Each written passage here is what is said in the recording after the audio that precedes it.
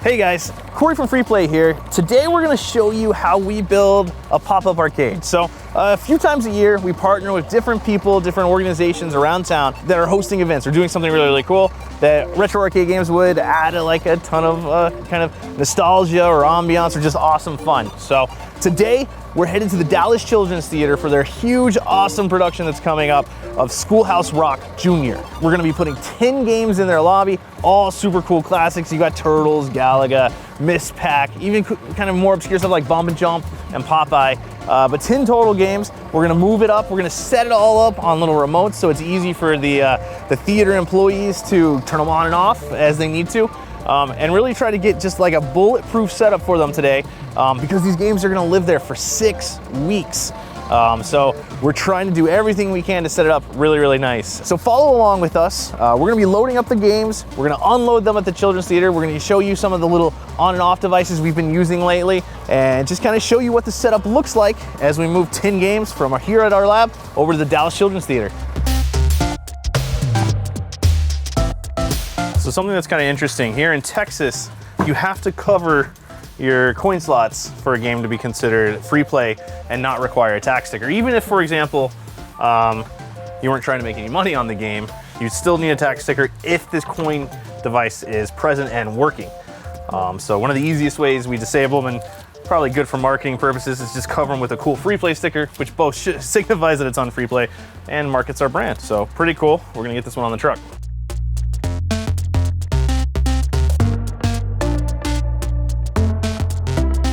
And one of the things we try to do before we take them to any of these events, even though we know during the events, especially at like Beer Fest, they're gonna get messy again, we give them a nice little clean. This one came off the floor and it still has some beer that was spilled on the side of it, so I'm taking that off. Gonna give it a nice polish, use some glass cleaner and everything. And really cool to see Bump and Jump coming back out. There's a cool story. We had to rebuild the base for this Popeye. Kind of on the fly. Richard handled it this weekend. Just kind of things that we noticed or that happened. And I believe that unit came from the auction and they had propped it up to make it look like the base was in really good shape. We bought it and the base was not in great shape, but it's been rebuilt and is better than ever. So in prepping for this event, we had to go through each one of these games and make sure they were all, set to free play, working how they're supposed to. Which is kind of a difficult task. It's kind of like opening a mini arcade, right? So whereas like we just opened Fort Worth with approximately 100 games that we had to go through and it took weeks and weeks. This we were able to get all these 10 games, mostly bulletproof, mostly good, and only a day and a half or so. The biggest challenge was getting them all right here so that we could work on them at once. And I guess our biggest challenge was definitely that Popeye base. I had to rebuild, do a little bit of Galaga PCB work. And most of it was just rebuilding control panels and just getting things from warehouse condition to showroom ready.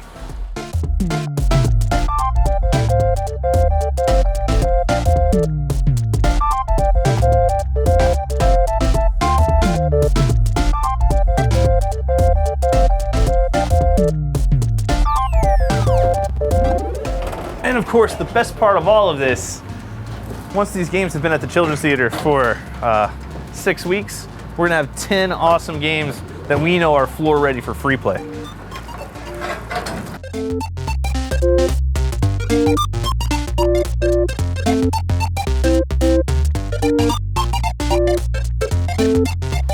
So in this batch, guys, that we're loading, these are our classic games. Oh, it looks like they already were able to get Turtles as Simpsons on there too. Nice. Got them all and Dragon's Lair. All right, and we're also putting one of our recently Dexter Dragon's Layers out.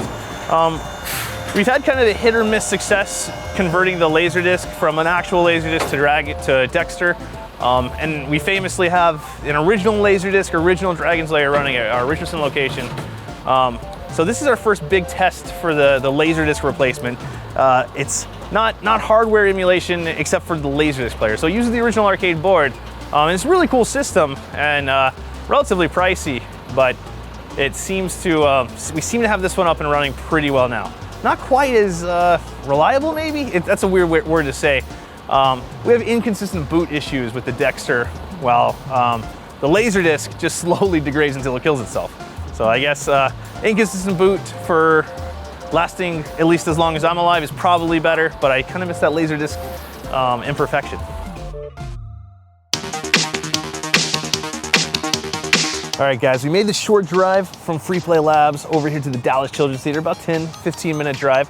And a lot of people have been asking us as we've been posting about this, as we've been kind of hyping up our partnership with the Dallas Children's Theater, is kind of like, why? Like, you know, we generally all of our marketing to date has been kind of targeted at adults with, you know, plenty of family spillover.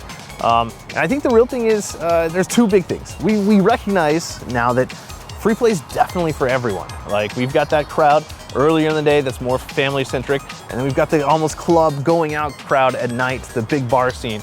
And we like having both of those.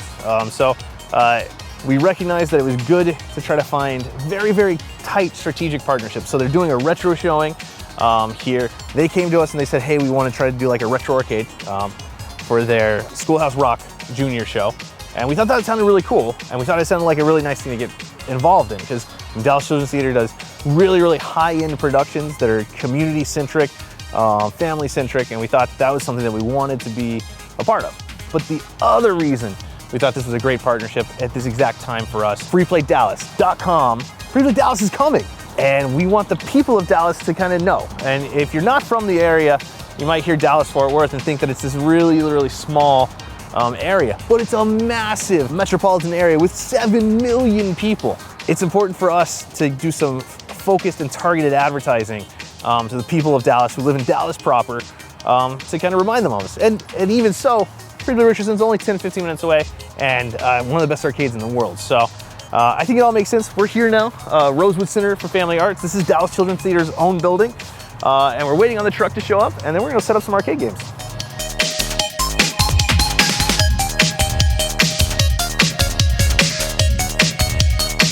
We're inside the Dallas Children's Theater, looking around, trying to figure out where we're gonna put these arcade games.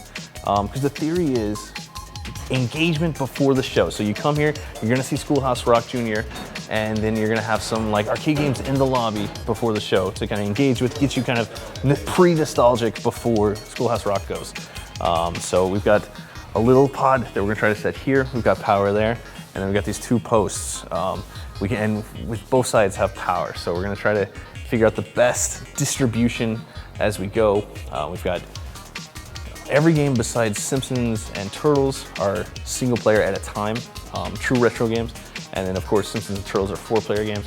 So you might see Simpsons and Turtles like having their own pillar, or maybe on the other side even, to really get to not clog up the lobby. So we'll see how it goes. We'll see kind of how we construct this.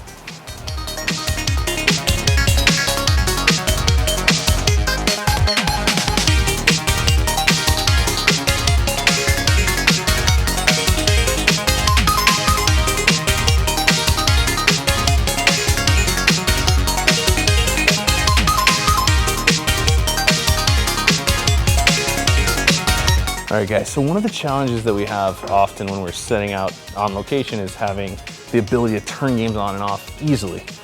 So for this setup, every outlet has its own little device, little clicker that turns it on and off.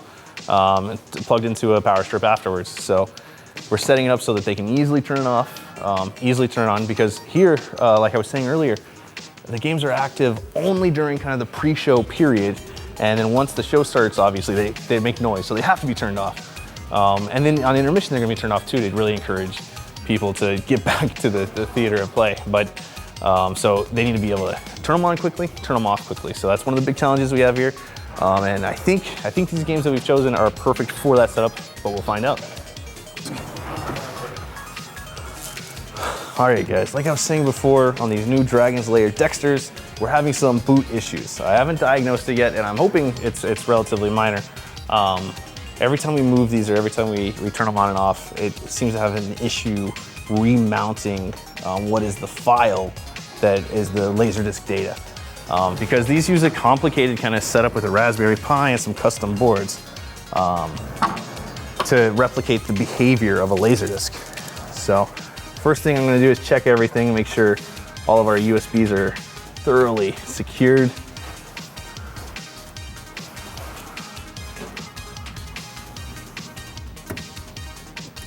Make sure nothing came loose, and hope that it mounts it and comes up.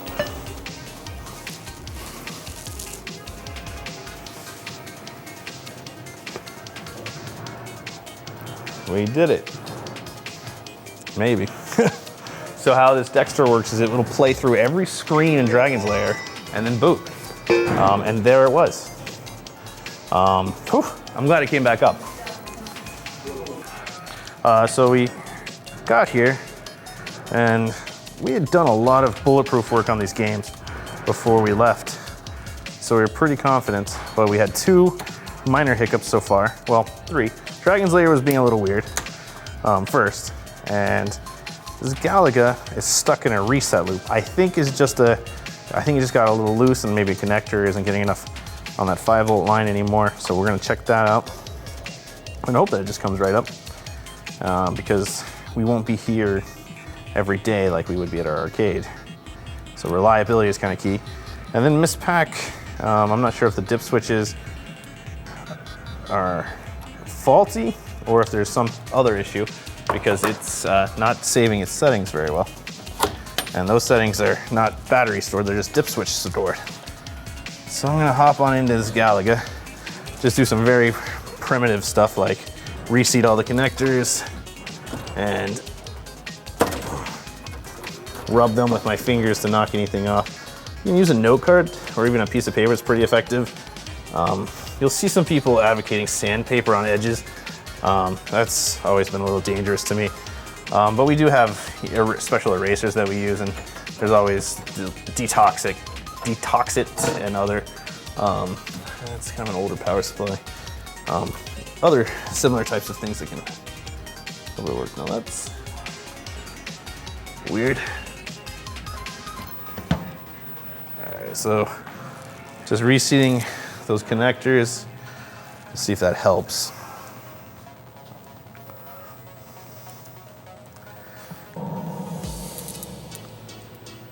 Oh, and it's up for now. So just something that got loose. Most of the time, if a game's working and it stops working when you move it, that's what you have to go start checking. All those different connectors, which is why you'll often buy a game at an auction or someone's house or anywhere, and then move it. And especially if you don't have a box truck where you're moving upright, but you're throwing in the back of a pickup truck, you get it home and it doesn't turn on. You get really upset at the seller, thinking that it must have been some sort of scam. Every time, like 99%.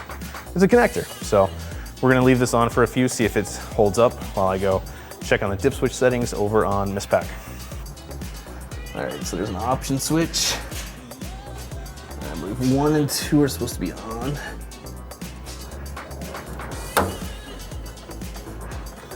Wow, that did not want to go to on. I hope that dip switch is okay. We'll power it on and see if that fixes some of our issues.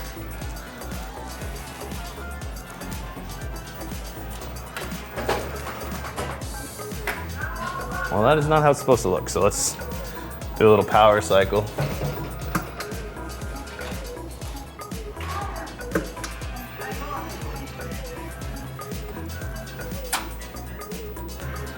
Well, that's more right. So you can tell we've got a little monitor interference from the move. It happens. We might wait a day and see if it self-corrects. And if not, we might bring our coil up here to degauss the monitor. In theory, especially with a monitor that's hooked up, it's supposed to self-do it every time. It does have a replacement monitor, but what we found is that those are rarely properly wired up. So we've got free play set. Yeah, no obvious connector issues, but you can see some weird splices. So not something I want to do live, but we might have a tech come out, kind of get things set back up. So far, so good. No major issues, just the stuff you might expect. All right, guys, we've got the games mostly set up, mostly working. We have a couple more tweaks we're gonna have to come back and do, but we want to give you a quick kind of line up and walkthrough. We got Mispack, Asteroids, and Dragon's Lair, kind of the games you walk into, all great, like golden age classics. Dragon's Lair, of course, super rare, super cool to see anywhere, but definitely at just a pop-up event at a theater. We've got Galaga, looks like it's playing pretty well now. Looks like it's working. We've got Simpsons. We got to come back and do some work on the monitor. Purely a degaussing kind of issue. It's a magnet issue based on moving it, so we'll be able to bring our coil and hopefully get that squared away at its current location. Then we've got Billy Mitchell's Pac-Man. This is the same one. There's kind of a beauty to it. It's rough shape, but it plays perfectly. And of course, Billy Mitchell, a near perfect game on it not too long ago. There's plenty of videos on our YouTube channel of that. A really cool classic bump and jump. We had Centipede dropped from the list, and we had to come up with another kind of classic that fit the theme. And I thought that this was just, it really reminded me of the Schoolhouse Rock kind of vibe. So bump and jump, really great game. Then we got Popeye, Nintendo. We wanted to make sure we brought a classic Nintendo. This one just worked really well and was in really good shape and ready to go. So we had to rebuild the controls, but that was it. Track and Field, of course, an all-time great, all-time awesome game. Just really cool to see out in the world.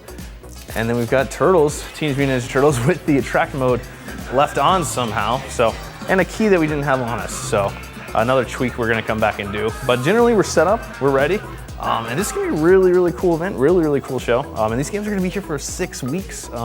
So today is January 20th, maybe more like 5 weeks. So it's January 20th, they're here through the 23rd of February. And if the show interests you, make sure you go, I think it's dct.org, grab some tickets.